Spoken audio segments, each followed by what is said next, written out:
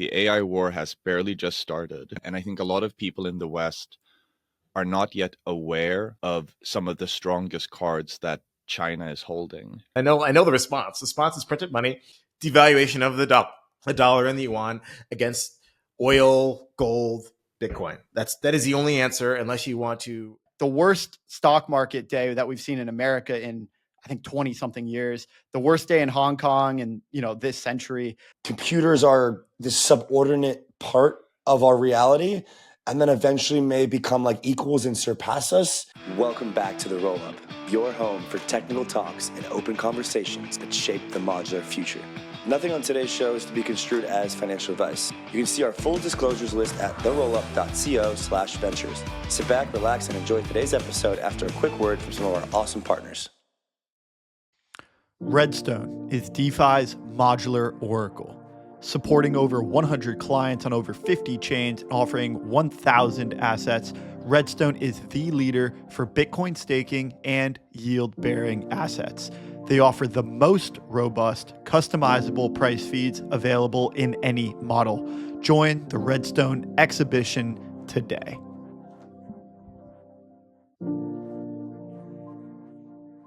Welcome back to The Roll-Up, guys. We have an interesting episode today covering the convergence of macroeconomics, AI. Nils and Arthur here from the other part of the world, guys calling in. Nils, welcome. Arthur, good to have you back. Hello. Thanks for having me. I love it. Nils, it's your first time on the show. Maybe you could, explain how you got here. How did you get in contact with Arthur? Maelstrom is investing and advising into Auki AI. Generally, what's been, your journey up to this point founding an AI company? So we're working on collaborative and decentralized machine perception. We work on the ability for digital devices like robots, like AR glasses, like your phone, to have a shared understanding of physical space. We're building it in Hong Kong, where we met Akshat, who is Maelstrom's fund manager. And Akshat took a very early interest in us, introduced us to Arthur. Arthur has some other investments in robotics that I find very interesting. And of course, one of our most valued advisors when it comes to the crypto side of what we're doing. When you build a decentralized network like we are, getting the tokenomics right is very important. Getting your launch strategy right is very important. And Maelstrom was a very, very important advisor to us in forging our path forward. Love it. And you guys are both coming to us from the eastern part of the world. On the last podcast with Arthur, we talked a little bit about this dynamic between American investors and the Eastern investors in China. There's a lot happening with China, tariffs, currencies going left, right, and center and sideways. Arthur, could you and you also alluded to your next article, which is about, I think, the currency changes that are happening both in the US and in China. Could you lay out what your reaction has been to like the worst stock market day that we've seen in America in, I think, 20 something years, the worst day in Hong Kong in, this century? Like what is going on in the market these days, and how do China and America react to the happenings? Yeah, so I think this is a seminal moment in global markets history where you have China attempting to regain its top spot as a top economic power that it had pretty much for the entirety of human civilization, apart from the Industrial Revolution in Judeo-Christian America and Europe. And that system negotiating how it's going to sort of coexist together in this new reality that we have in 2024. And so what Trump is doing is not his own idea. It's an acceleration of something that was going to happen anyways. And this, blunt force terrorist weapon that he's wielding is sort of the catharsis that we've been waiting for. And, yesterday, obviously we're recording this on, I guess, Tuesday morning in Asia. Markets opened in Asia like down 5%, Nikkei down 6 or 7, HSI down 10, CSI down 5. And then sort of we had this relief rally in the US overnight. I woke up and everyone was like, oh, yeah, just rattling off the different countries that have bent the knee to Trump. Oh, Japan's going to do whatever it takes. Vietnam's going to do whatever it takes. And which is, part and parcel of his plan, right? I'm going to roll out this massive tariff number on big bad America. And you guys are going to come and you're going to bend the knee. You're not going to retaliate. You're going to do what I asked you to do, whatever that is, right?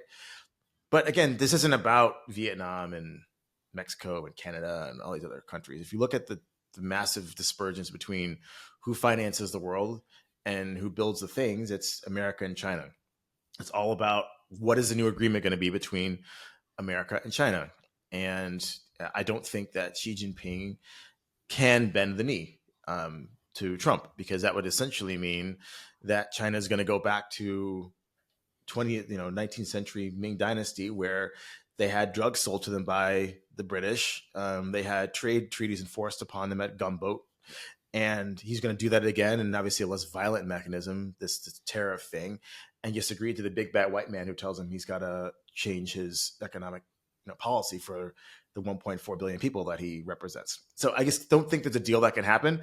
I don't think the markets recognize that yet. We're still in the denial phase. Oh, China just makes cheap shit that's really bad. That's what Americans and lots of people in the West think. Environmental degradation, child labor, ethnic cleansing, all the same tropes that you can read in every single major Western newspaper. And I just don't think that China, Xi Jinping, can sit there and take that abuse and say, okay, great, I'm just going to reform my whole economic system so that the American side does better than they have done over the past 40 years. And so ultimately, I think that results in China finally running an independent monetary policy, which they really haven't done since 1949. It's always been tethered to the U.S. and a basket of other currencies, which has put them in a situation where they have a balance sheet recession, they have an overvalued property market. They purposely popped that bubble because they felt it was not great for the rejuvenation of China to essentially finance the building of a bunch of worthless apartments. They wanted to build stuff. But again, they had to deflate this asset class. It's caused a massive economic dislocation in China. The response is to print money and let your currency depreciate. They're printing the money onshore, but they're not letting the currency depreciate because, again, I think both sides want to find a deal.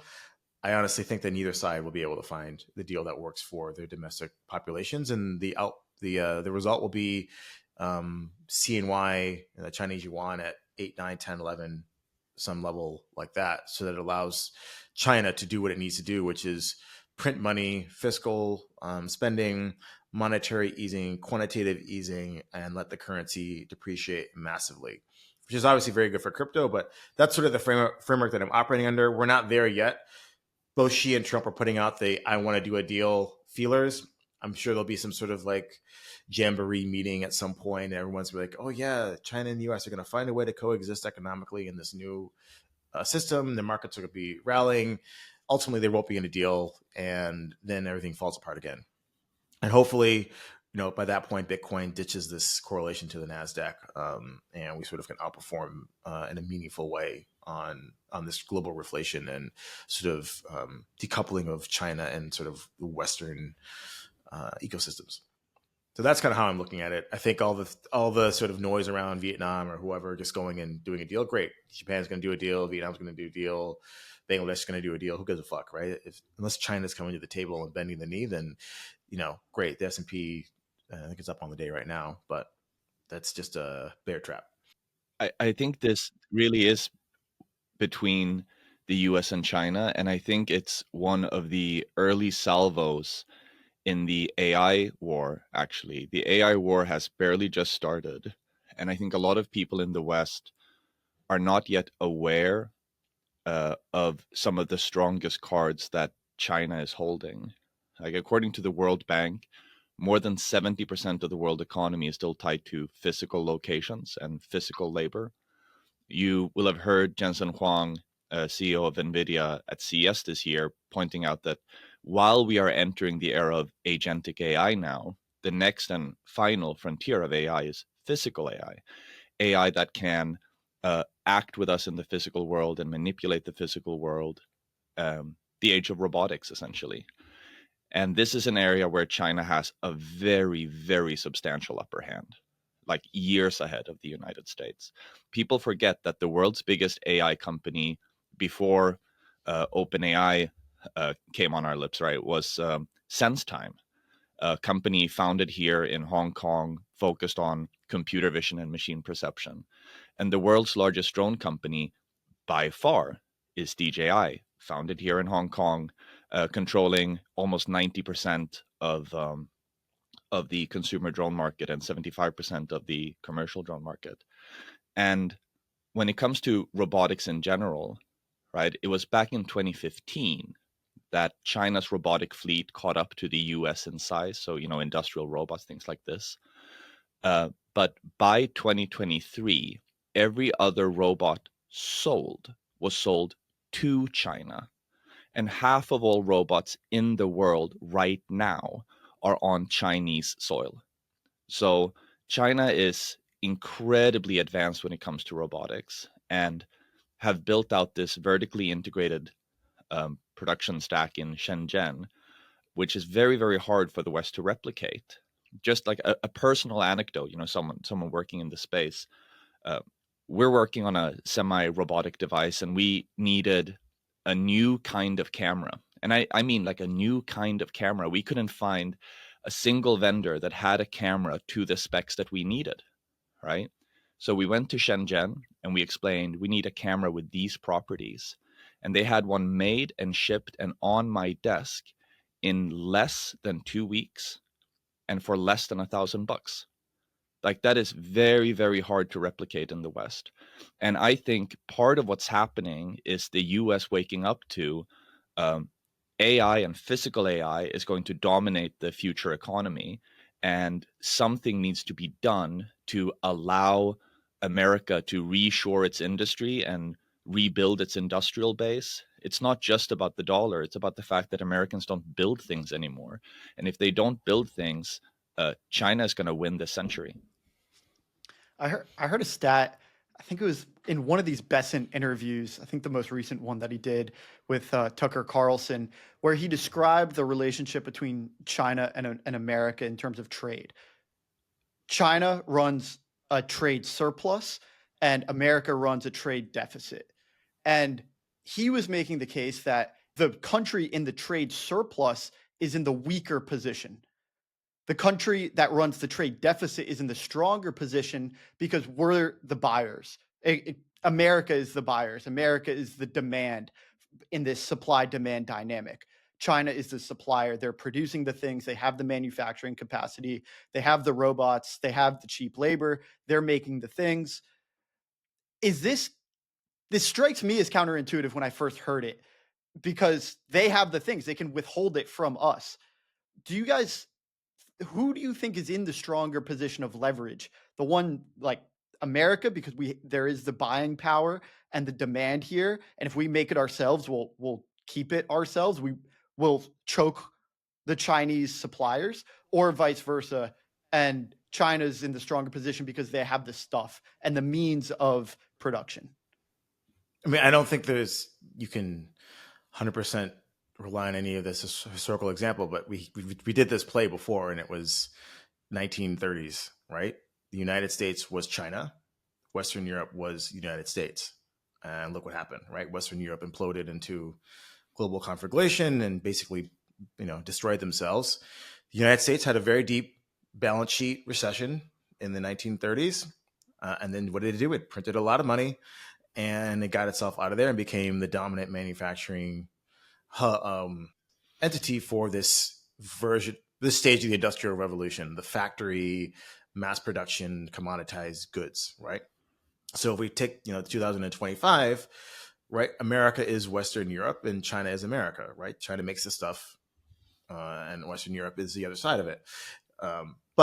And we're going to move to another industrial revolution. I think Europe alluded to this, Andy, like post-scarcity. What does it mean if we have a robot that can do everything that a human can do, perfectly, pretty much for free? Like, what do we do as humans in that sort of scenario? Are we just, consumers of entertainment and social goods and hanging out and whatever, right? And, if you've been to mainland China, I haven't been since COVID.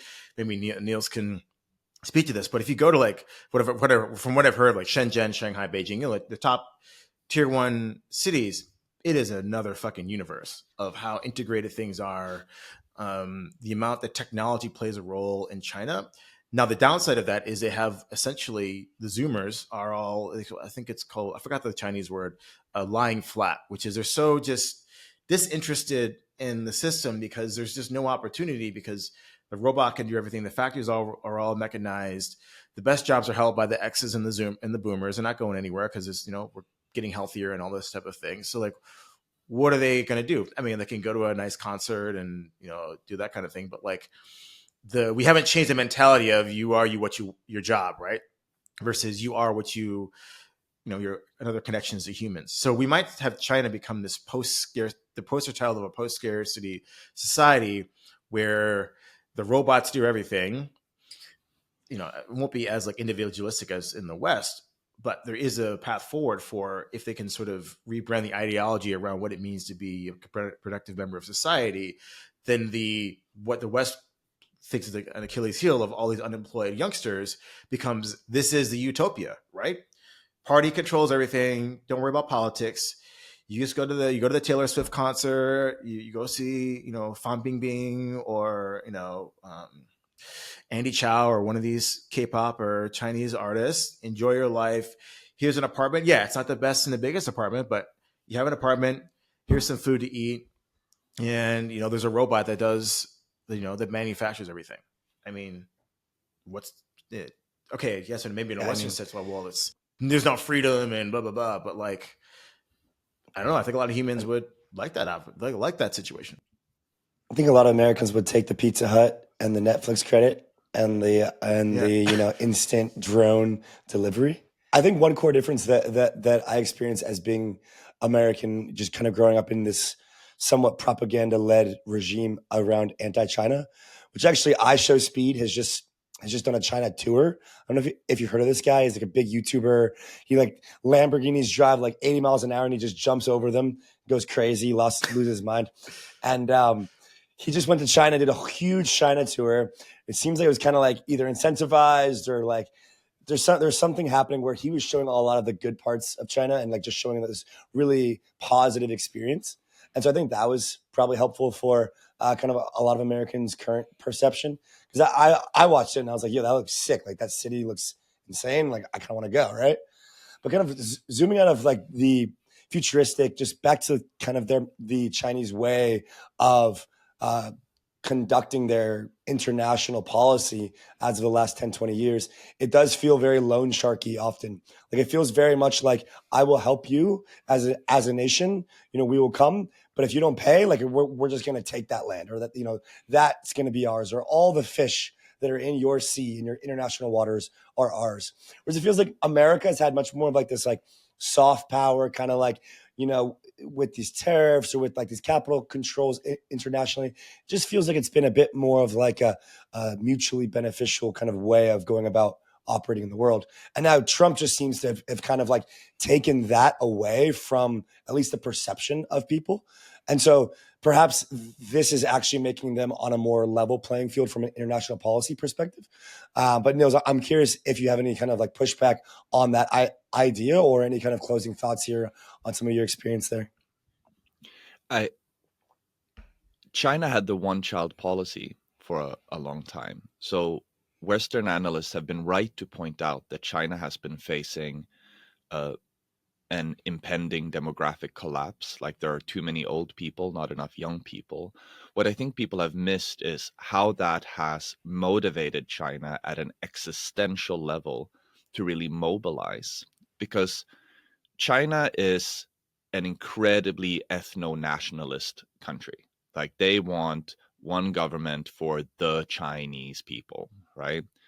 They're not communists, they're Nazis. Like they really want their ethno-state. And when you face a demographic collapse like this, you only have a few options, right? One is get rid of the old people. No one's going to do that, right? The other is mass immigration. And if you're an ethno-nationalist, you're not going to do that. So the only thing that's left is mass automation and robots. And China realized this a long time ago and made very, very centralized, focused bets on building out robotics and automation, like in a way that I would say is pretty much like mobilizing for war. Like they've been very, very focused on, we need to dig ourselves out of this hole because the only other option is mass immigration. And they do not want to do that. So they have, for the last at least 10 years, just been incredibly focused on getting the upper hand on the future for automation. And ETH Denver was not that long ago, right? And while ETH Denver was going down, there was this huge scandal in Europe. I don't know if it made it to American media, but I think it's worth sharing here. There's a company called Northvolt. It was founded by Peter Carlson, a Swedish national who used to be the chief product officer at Tesla, one of Elon's right-hand men. And Northvolt raised 16 billion with a B to build batteries in Europe. And the thing was, they were going to build batteries from raw materials. You know, a truck comes in with raw materials from a mine, and batteries come out the other end.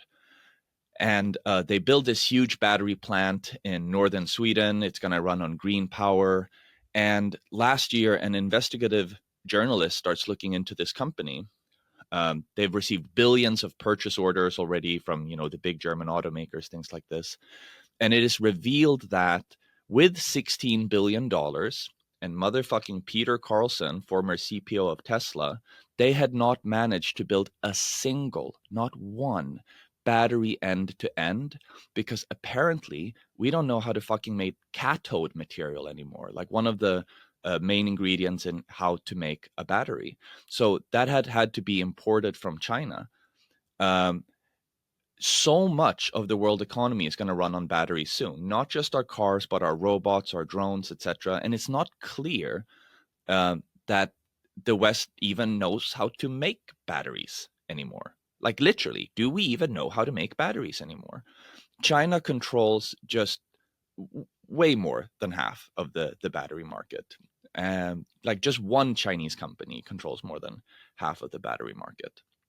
And they control something like 3/4 of all the rare earths necessary for making batteries and chips and things like this. We talk a lot about how we make better chips in the West, but I think we forget that the chips that China can make are already good enough, right? Like they have good enough chips and they have all the raw materials.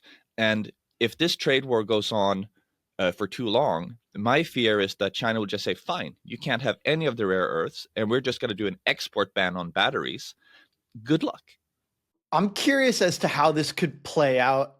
Like we talked about, you know, kind of the ammunition that each of these countries has at its disposal. The Chinese have their economic powers, and America has its. China has its manufacturing power. All America has is its economic power, right? And its status as the reserve currency.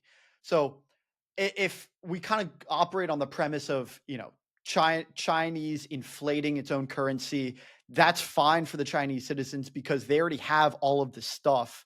They don't need money to buy stuff. So you just inflate the Chinese currency and you hand out stuff from the Chinese government manufacturing plants to the Chinese citizens.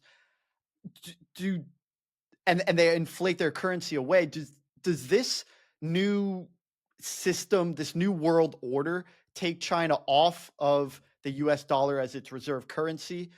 What happens to the US dollar when that separation occurs?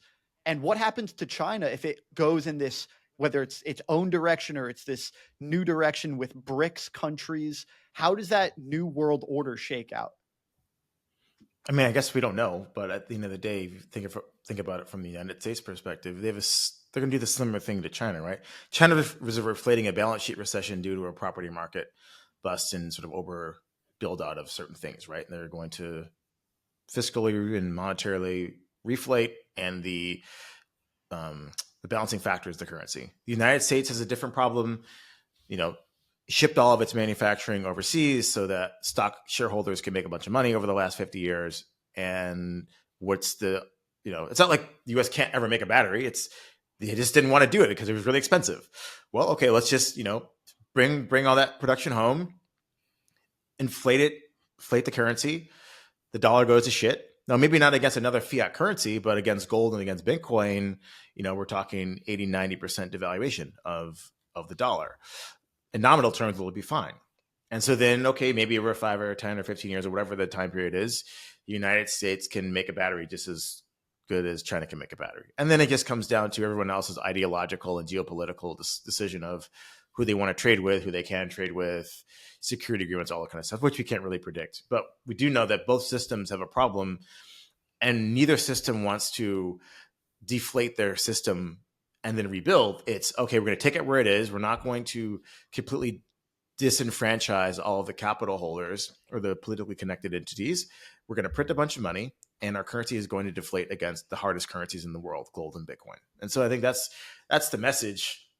We can quibble about like who trades with who, but it kind of doesn't really matter because both systems are going to use the same mechanism to get to a similar sort of goal, which is why obviously I love crypto, because I don't have to worry about earnings reports and does a CEO go to the right dinner parties and are they supporting the right political faction in each, you have Elon Musk cutting the US government, but then 50% of Tesla's production capacity is in a Shanghai factory. Yet Trump is going against China saying, fuck you, I'll put another 50% tariff on. How does Elon feel in the palace right now? Right. So like it's he's all not in the palace anymore.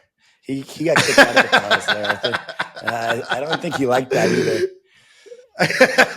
So I don't know. It's trading stonks is hard. I fucking skip to Bitcoin. I know the response. The response is printed money, devaluation of the dollar and the yuan against oil, gold, Bitcoin. That is the only answer, unless you want to essentially deflate your system and then rebuild it, which no politician has a stomach for because they won't be reelected or supported anymore.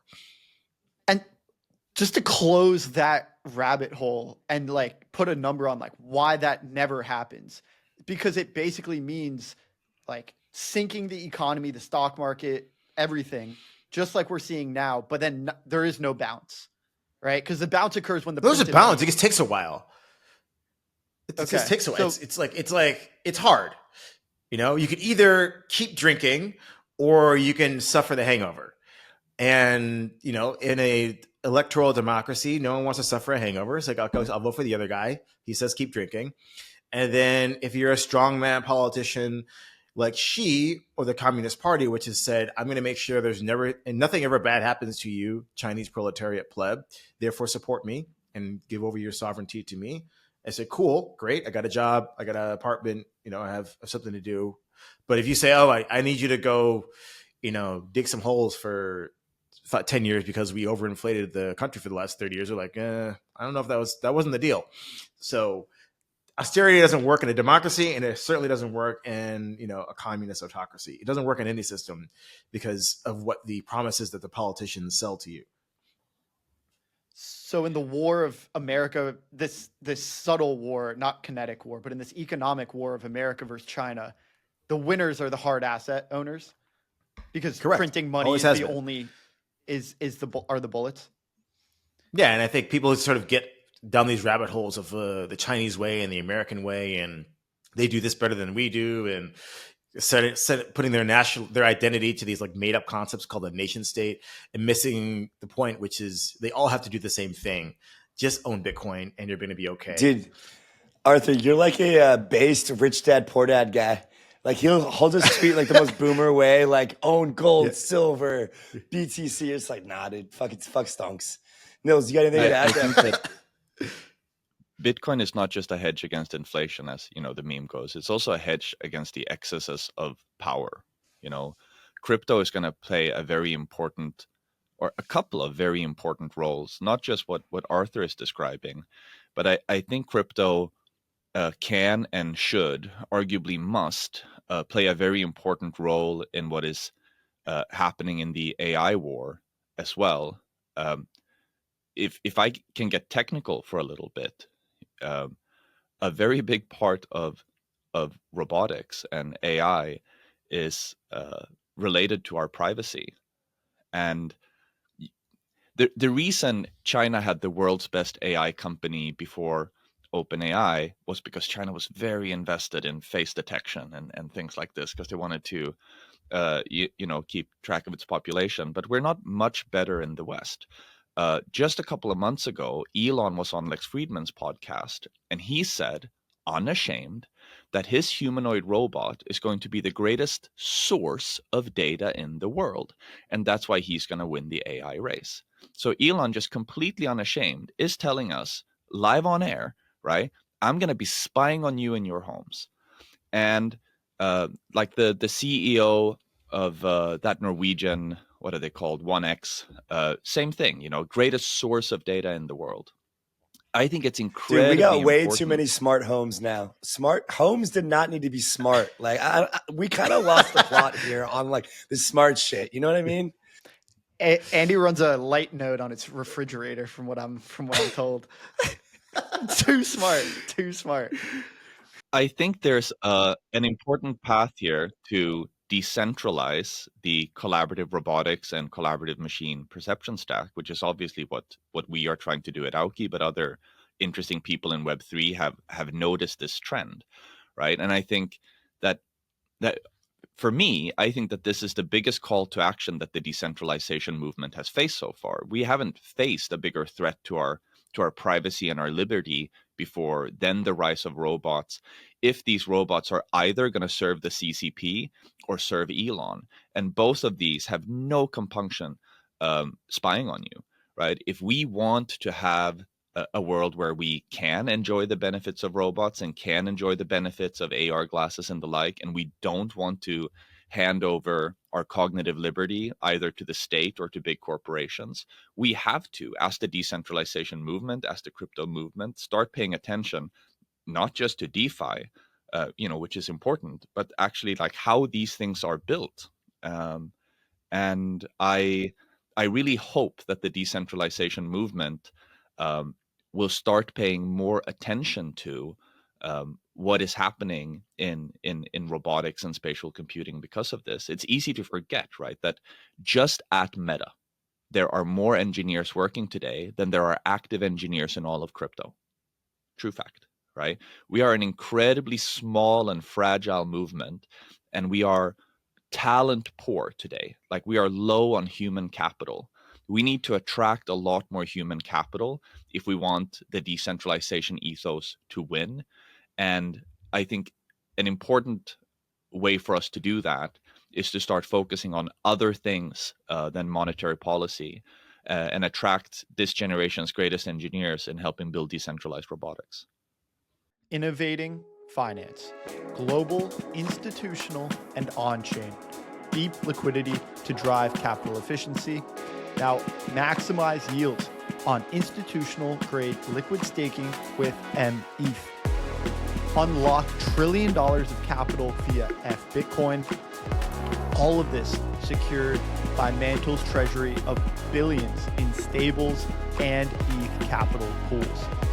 This entire ecosystem is coordinated by a vast network of seasoned VCs that are aiming to create the next generation of banking and financial technology. This is Mantle. Ladies, gentlemen, Anons, and Degens, it is stablecoin season, brought to you by your favorite, the best in stablecoins, Frax. USD dollar stablecoin backed by the best in the business, the Biddle Fund by BlackRock and Superstate. This is stablecoin season. It is the yield-bearing stablecoin by Frax, coming soon to a chain near you. Yeah, I mean, I think the verifiability ethos of crypto in particular is very, very intriguing when combining it with decentralized training, data, inputs, right? Like there's a lot here that is like the whole, take over the banks and TradFi and, these processes and things like this is very valid, and it's going to continue to kind of grow. And I think like the core ethos is there. But when you extrapolate the potential futuristic kind of thought process of where we could be with the acceleration of physical AI in robotics as well as in digital form, it becomes very apparent that this is the core problem of our generation or situation of our current time to like optimize around the end state, not being utterly destructive and not to be like a doomer here, right? But I think that there's a lot to actually, kind of making the, like, taking what we have today in the AI space and kind of reframing it and changing it is going to be quite the tall task. So kind of passing back to you, you have this ethos, you guys have this mission of intercognitive improvement, right? You want the world to communicate better and you want to be a part of that. Now, I want to go straight into like post-scarcity world, but like we'll get there. What is your mission and like what are you guys building with the robotics kind of AI in the physical as well as in the digital, and how does this tie into your current your vision and your mission? Yeah, so our mission is to improve civilization's intercognitive capacity. That means our ability to think together, to experience together, to solve problems together with each other, and of course with AI. We got started with augmented reality, which is a very, very tightly linked technology to robotics. What robotics and augmented reality have in common is this umbrella term, spatial computing. Spatial computing is the art of teaching digital things to understand the physical world, which is necessary for things like augmented reality and robotics. And what we realized many years ago was we had a very, very strong belief that augmented reality is an inevitable part of humanity's future.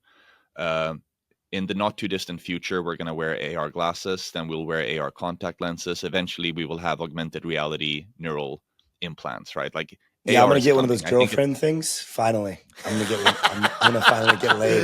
It's been a while.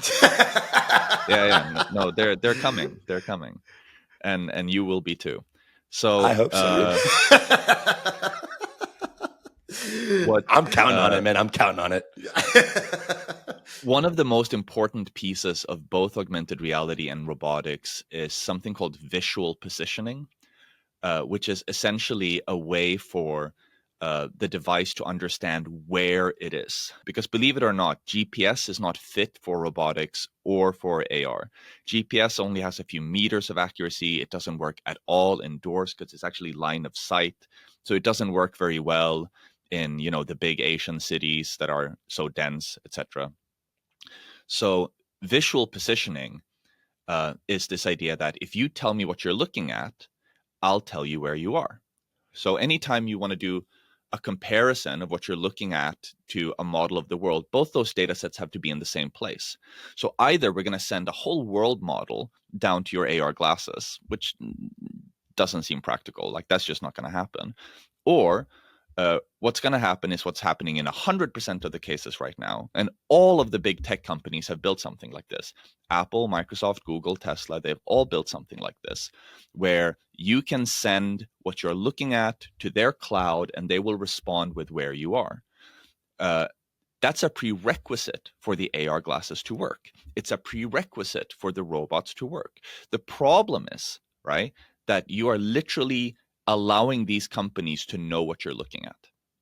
And that is an incredibly scary power to have.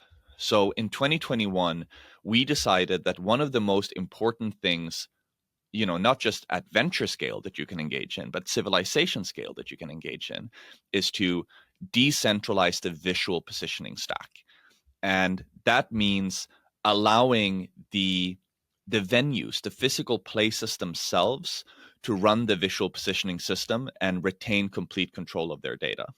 There are a couple of benefits of this that make us believe that Auki will beat Meta to all-day AR glasses, and that we will beat Tesla to all a commercially viable robot in people's homes. For example, when you approach it, not just the privacy benefits of this, but you get hyper-local compute as well. Today, if you try Meta's latest AR glasses, they're $20,000. You can't really buy them. They're just for research. They only have half an hour of battery. Why? Because spatial computing is incredibly battery intensive. And we demonstrated last year that you can massively extend the battery by moving the compute off the glasses to a hyper-local compute resource.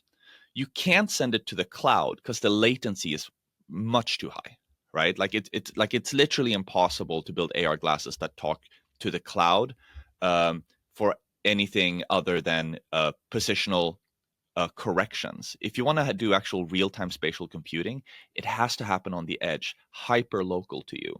So what we envisioned in 2021 was a network of, self-sovereign visual positioning systems and spatial compute edge devices that you can connect to that will extend the lifespan of your robot, extend the lifespan of your glasses. We think that this is a missing piece of the internet. Like one of the things that really influenced me back in 2014, Naval Ravikant wrote this blog post saying that the internet was missing a fifth protocol, apart from the four ones that you traditionally use to describe the internet. He said that in the future, remember he wrote this in 2014, right? In the future, we're going to have robots and self-driving cars, and they're going to need to be coordinating with each other about the use of scarce resources in the physical world, like how to make use of the road, like how do we negotiate a lane merge. So he said that cryptocurrencies are likely going to become the trade layer of the internet so that robots can communicate with each other. And hugely meaningful. Just, put a number on this. I used to live in Beijing for 7 years, right? And in Beijing is a big city. It's so big that there are more cars on the road in Beijing than there are people in Los Angeles. And the average commute in Beijing is 2 hours. So if you do a quick back of the napkin calculation, you find that about the time it took to build the pyramids is lost in Beijing traffic every single week. So of course, there's a huge financial incentive to create self-driving cars that can coordinate with each other so you don't need red lights anymore, things like this. But what we realized is you can't do that unless the cars, robots, etc., can also communicate with each other in real time about the physical environment. So what we are trying to build, and what Arthur has been supporting us in, is building what we think is the missing sixth protocol of the internet, a universal spatial computing layer to allow digital devices to understand physical world the same way we do, so that we can be intercognitive, not just with each other through augmented reality, but with our robots and AI. I think there's a lot to explore here. One thing that I want to point out is this phenomenon that I think is playing out and is leading to this conclusion, which is that we've gone from this globalist view of the world to one that's more localized. And I think we're seeing that in politics. I think this was almost like this fundamental like polarity shift. And now we're going from, like you said, we used to be, we send everything up to the cloud. You send it to one of your cloud provider oligarchs. They'll do the computation for you. They'll send it back down. That's almost like it's almost globalist if it was one cloud provider. What you're describing is hyper local. And so you take, it's not just that we're global and we're transitioning more to local. It's that you take that to its natural progression and we end up hyper localized. And I think that's only possible, I'm not arguing whether that's good or bad, but that's only possible with technology, a technology that's so efficient and so powerful that it can coordinate amongst a magnitude of local environments at scale. And I think blockchain is the only answer to that. We haven't had something like that until blockchain, and now it's possible. I fully agree. I was kind of dragged kicking and screaming into crypto when I had the realization that this protocol we wanted to build wouldn't be possible without blockchain. I was very hesitant to enter the blockchain industry because, you can very easily take a reputational hit. There's a lot of scams around. It's hard as an outsider to come into crypto. But we realized late 2021, there is no other way of building what we now call DePIN, right? Decentralized physical infrastructure networks. You have to do it this way. There's no other way to ensure uptime when you have decentralized supply side. Like you need to be able to slash participants that do a bad job being a supply side. And it turns out that you would need a license in a lot of jurisdictions in the world just to hold a deposit for people so that you could slash them, right? So that's just practically not going to work. And if you want to imagine a world like we're imagining where when you land in Hong Kong airport, your AR glasses automatically connect to Hong Kong airport's hyperlocal compute resources, and you're going to pay a fraction of a cent for the half hour that you're using that compute. How do you do international payments of a fraction of a cent? The crypto is the only way to Well, build something like it's not DeFi. Bitcoin and it's not ETH. Those gas fees are still too high. They're not scaling. Yeah, Is it it might stable be a coins roll-up. or what is? Yeah, could be. Or just some hyper localized, very use case specific shitcoin that is like usable, you know, like social currency type of thing, like community orientation. But wait, so Nils, when you're thinking about this transition phase here, right? Because we're talking about robots and AR and shit, and like, frankly, I'm just starting to use LLMs the last year, and like, now we're talking about robots. So, like, what is this progression here that you see? Like, okay, we have LLMs that are very, very highly used now. Like, I don't know what the end state is. Maybe like I got Pizza Hut drone coming in, and I never have a physical sex ever again. Like, how do I go from like where we are now to like all the way Pizza coin. there?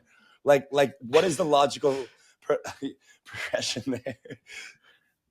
A robot needs roughly 6 things before it can be practical.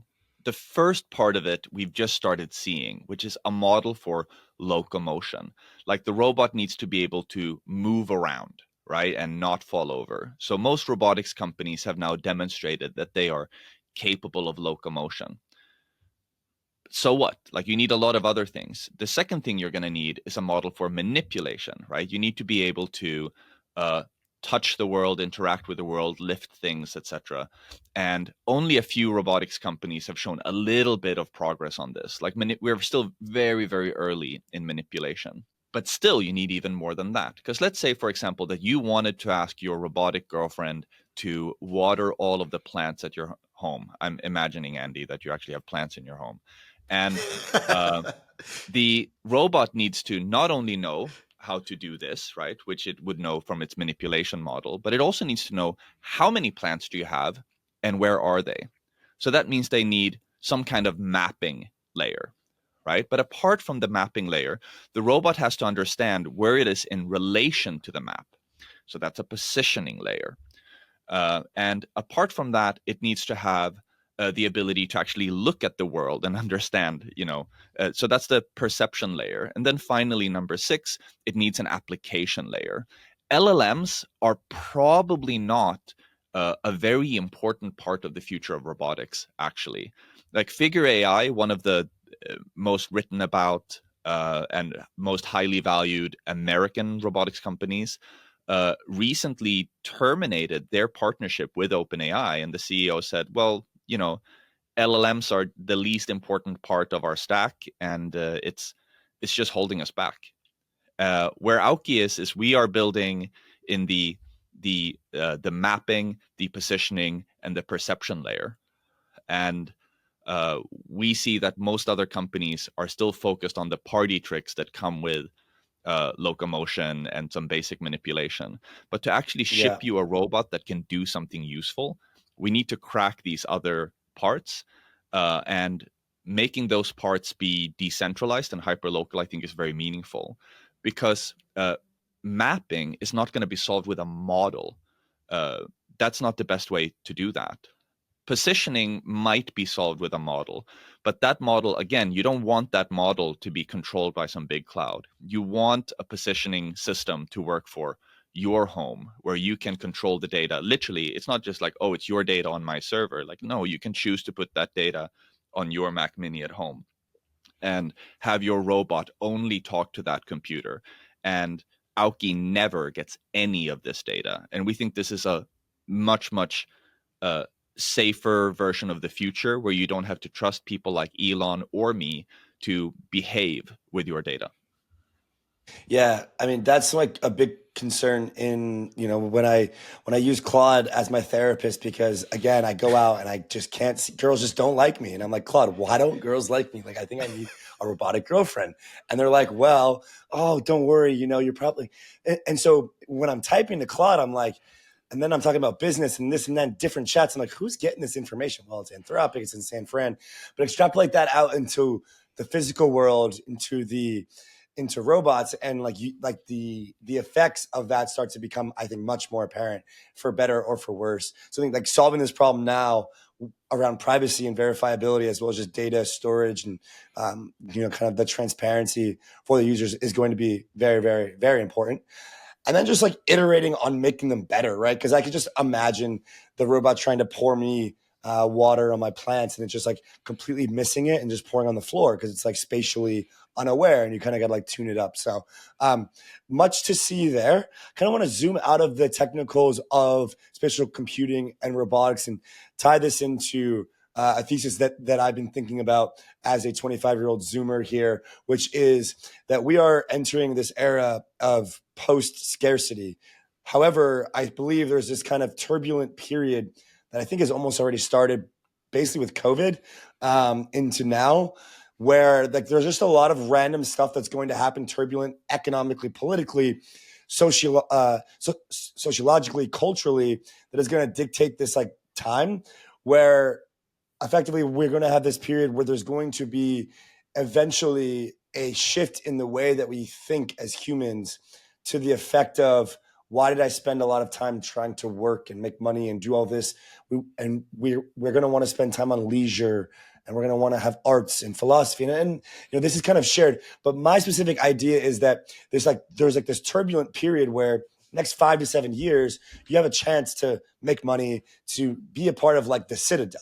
Like the Link Marines, for example, back in 2017, when I first kind of came around to these guys in 4chan and shit, they're talking about, look, we're going to get into the Citadel. And then effectively, when everyone's in the Matrix, kind of like Ready Player One style, we're going to be the ones who kind of control it. And we're going to just be able to like basically mess with people. Like, you're about to hit a golf swing in the metaverse, and then just boom, they switch your screen, and you're just in your worst nightmare just because they can, right? I'm kind of, getting off on a tangent here. But so to kind of tie this up, we're entering post-scarcity world. There's this turbulent time that we have. I think for entrepreneurs, investors, et cetera, you have this time period to kind of really like solidify yourself before there's some sort of unknowns.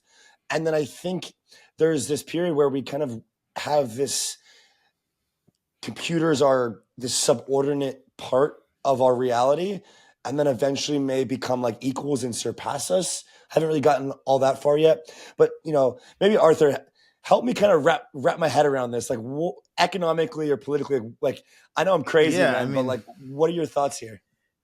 People, let's be honest. Like, there have been science fiction writers and theorists been debating this issue for almost a century now, I think. And I've just started reading a series called the Culture Series by Ian Banks, and it is, if you want to talk about a AI robotics utopia, this would be what it is. And essentially, it's this pan-humanoid mongrel civilization in the galaxy filled with all sorts of aliens. And the humans basically decided way back in the day, the machines and the AIs are really, really smart, so we're just going to let them run everything. They are benevolent towards us as humans, and they're not going to kill us.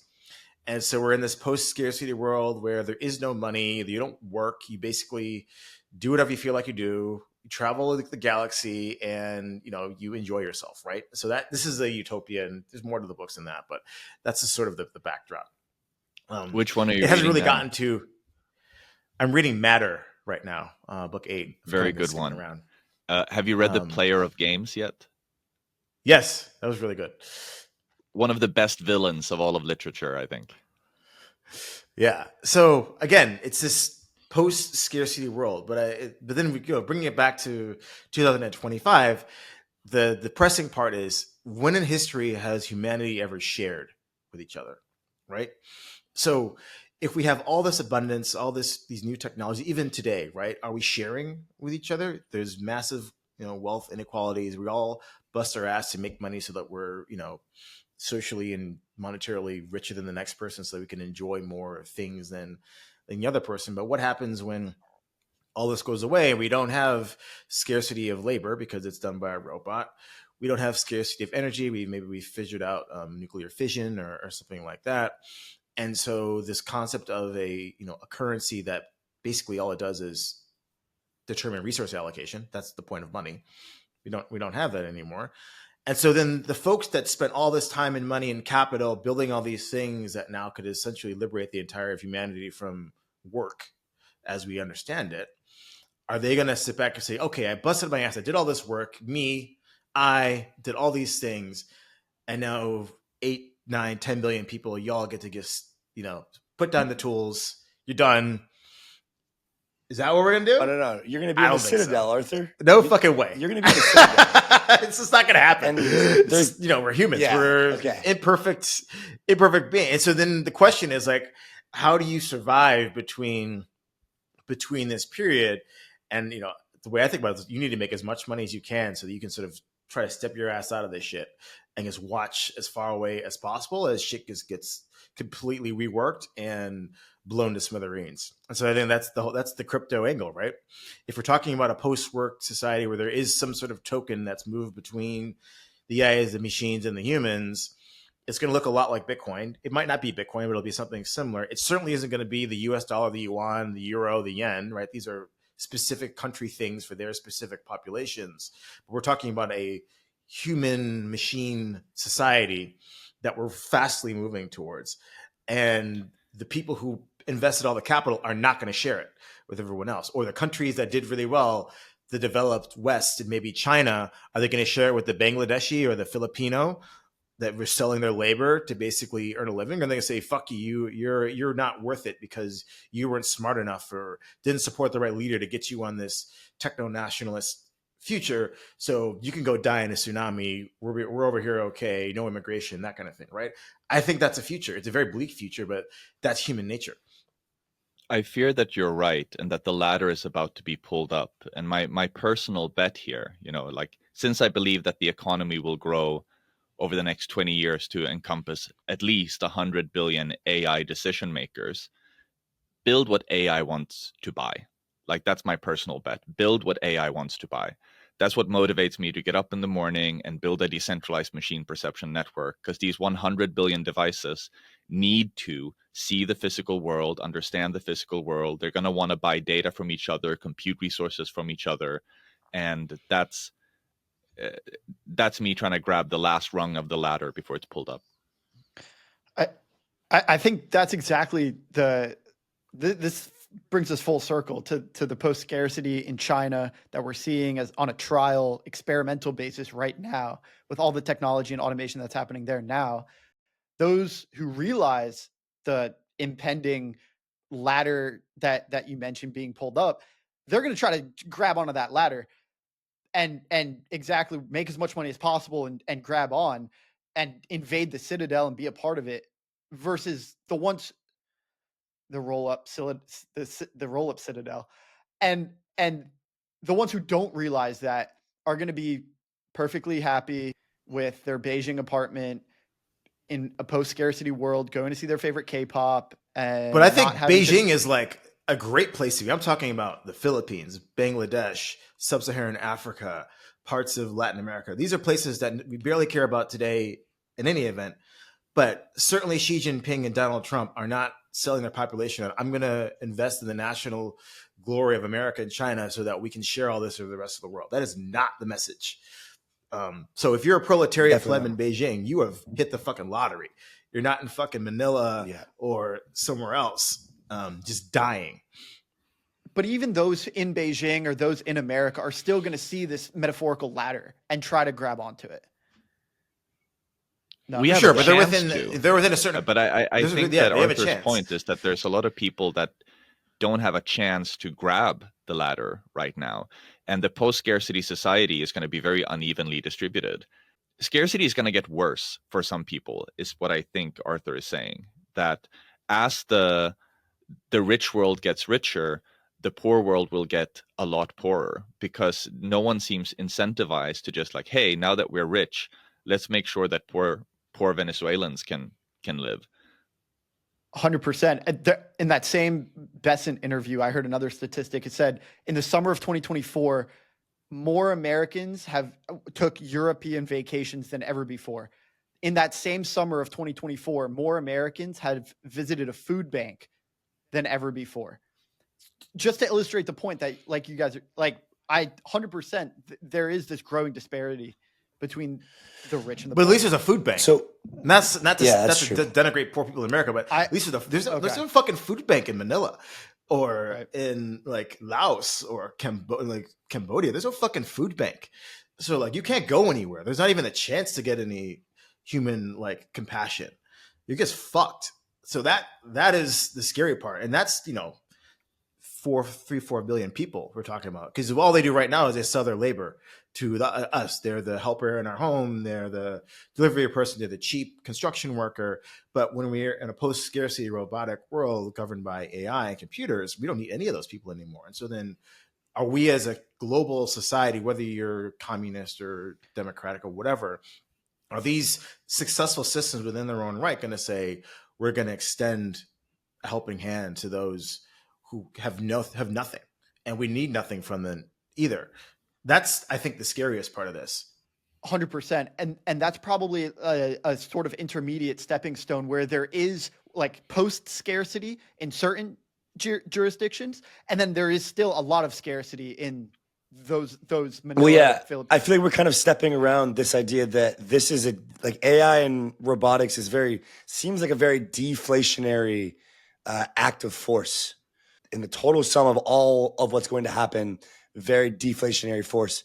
But kind of looping back all the way to Arthur, your original point and from some of your tweets today was around if China's going to go and do this independent currency, theoretically inflated a ton based on what guys like Nils are providing in this industry, right? Automation, et cetera. Like, are these forces going to be able to kind of cancel each other out, or like, how do you think about like we're circling around this idea that AI is very deflationary and how it's going to affect certain countries? Yeah, I mean, I think the whole fiat fractional reserve banking, which every single country runs, isn't, regardless of what they claim on the tin, that doesn't work in a system where you don't need a monetary thing to determine who gets what, right? If everyone could theoretically have it. So that's the point. And then, okay, well, that's the end game or some sort of intermediate end game. We don't know how long that takes, but along the way, how do you survive to get to the promised land, right? And I think that's crypto, right? It's the only thing that technically could survive a complete deflationary bust of the entire system. And obviously, the way that those in charge, who absolutely recognize, this is not like we're some special people record. We're just reading fiction and looking at things that any other person could do. If you're atop this current fiat system, like, oh, fuck, right? Like, I'm going to try to forestall this as long as I can to make my money. So let me inflate this shit away. So let me print all the money I can to make sure that we don't have this adjustment while I'm at risk. So, which feeds into the same thing: heads I win, tails you lose. I'm trying to build robot money, right? That's what I'm trying to do. Bitcoin hard money, that's great. Auki robot money, and I'm that's my bet. That's how I'm gonna feed my family. That's how I'm gonna not get eaten by the robots. Make robot money. One key takeaway from this pod is there's 21 million Bitcoin and there's 7 billion people and counting. And apparently 100 billion AI decision makers who will need to have some sort of currency. And 100 billion hyper localized compute environments that will all coordinate with one another. Well, Nils, Arthur, it's been an absolute pleasure, guys. Just kind of closing out. Where do we go from here, Arthur? What the hell is going to happen in the next couple of weeks on the tariff side, market side? Do you think we are in for a prolonged first half of the year bear for crypto? Some people are calling for an entire year bear. And also, is ETH just completely cooked just to be surpassed by every other better asset because it's absolute garbage now? That's what everyone's saying. Or are we in kind of deep value territory here? So I am obviously extremely bullish on crypto and even the pretty short term. I haven't been able to do enough research, but I believe there was a closed door Fed meeting yesterday. Obviously, I'm sure to talk about market movements. There hasn't been a statement out about it yet. Before I got on this recording, I took a look at the move volatility index of the bonds. It's at 135, which is pretty much where it was in September of last year when Powell decided to cut 50 basis points to help Kamala Harris attempt to win the election because of some other issues in the global monetary system. So we're on the cusp of central bank intervention. I haven't taken a look at the well, they'll come out in a few hours. The fix for the Yuan this morning by the PBOC, but offshore Yuan traded as high as 7.35, which is probably a 5-year high in terms of USD CNY. Are they going to jack rates internally in China to bring that back down to strengthen the currency, or is China saying "fuck you, Trump"? I'm just going to start this devaluation that I was going to do, I had to do to reflate my economy. So I think that yes, it looks a bit bleak and all these sorts of things. But again, what do we know is true? They must print money. They being anyone in charge, because they do not believe that they need to retrench and have austerity measures and cut spending to a degree to rebalance the system. Therefore, I think this is basically accelerated the start of the, as Raoul Paul say, the banana zone, right? Because if we didn't have this tariff thing, we would have limped along. I don't know how long it would have taken. We would have gotten to the same place. I guess it would have taken a much longer time. But Trump, for whatever reason, has said, I'm going for it. And this tariff thing is forcing us to realize the faults in this system that we're going to have to be fixed with printed money anyways, but we're going to get there sooner. Now, what that means for stocks, I have no idea. I think that people, buying the S&P and NASDAQ at these levels are idiots that think it's just going to get smoked. Because you look at what happened in 2008, once you start printing money in this sort of collapse, the markets don't necessarily automatically respond. There's a little bit of a lag between what happens. But if we know Bitcoin responds pretty much immediately to a change in central banking policy, which I believe that we're on the cusp of. So I'm extremely bullish. Again, I use no leverage. We've been, buying dips. We think Bitcoin dominance is going to continue, which means that, ETH and all the other shit coins are going to struggle for a while. But I think we could get back to 70% ish level on Bitcoin dominance. And then if you get a ripping Bitcoin market, then we get sort of the explosion in alt season. And I think because ETH has been the most hated layer one, probably the most hated mega cap crypto of the last cycle, it's probably poised to perform the best in the next leg up. So I'm extremely, on a risk reward basis, bullish on ETH because everybody hates it.